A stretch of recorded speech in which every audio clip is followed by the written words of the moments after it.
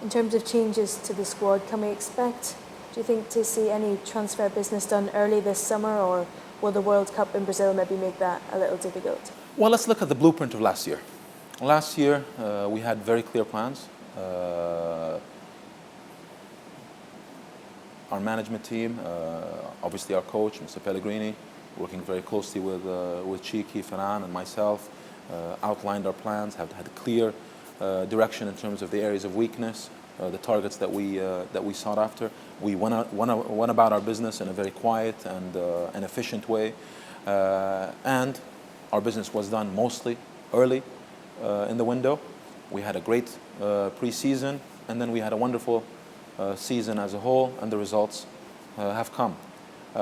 Expect the same today, but even earlier. Today, I can tell you, we know exactly what needs to be done.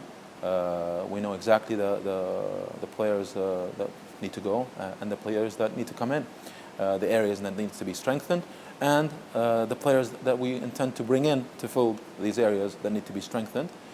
And I can tell you, and I can tell our fans, expect, as last year, an efficient and swift execution plan, and we will have, after the World Cup, a good pre-season, and we will go into the season very ready, as we did last year, to compete in 4 championships. As well as new players coming in, like you mentioned, it also means that some will also leave us, some of whom have been here for many years. That's the tough part with football. Changes are inevitable, and players come and go. But I think what I'm really delighted with right now is we really have a special club, a club that everyone involved, from management to players to staffers, really feel strongly about this club and have a deep sense of loyalty. You know, as time passes, some of these people move on. Today, I look at players like Julian Lescott. He's a wonderful man. He's served this club loyally. He's had some of the best performances in his career here at Manchester City. He's won 2 Premier League titles, several cups. I look back at the challenge when we first brought Julian into City, the reaction, the fan reaction he had at Everton. That was a tough time for him, but I'm really happy for him.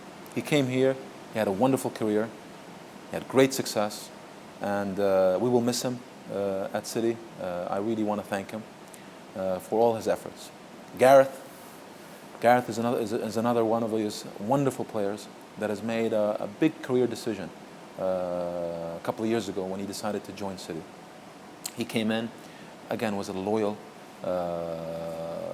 player in our squad, was fully committed to our cause, had some phenomenal performances. I'm really happy for him. He really was a great player for Manchester City.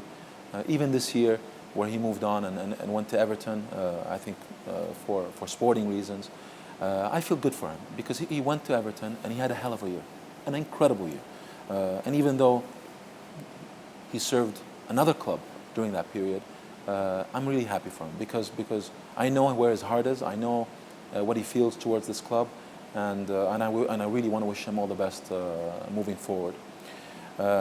Chappie, can't forget Chappie. But Chappie is in a different role, because Chappie will stay on, but I think maybe in a different capacity. But Chappie has been an important part of the DNA of this club for over 22 years. I wish him all the best. He's going to stay with us, so we'll still see him around. I think the players will miss him in the dressing room, but they'll see him maybe outside of the dressing room. But you know, it's people like that. You know, when I mentioned Julian or Gareth or Chappie, these are all people that is beyond, I would say, the professional relationship, are good people and a great part of this club, and it's important for us to always thank these people. So thank you, Julian. Thank you, Gareth. Thank you, Chappie. Thank you to everyone else. I mean, as you know, some players will move on, other executives. I mean, this is, you know, part of the business, part of the profession we're in, and it's important that we always show gratitude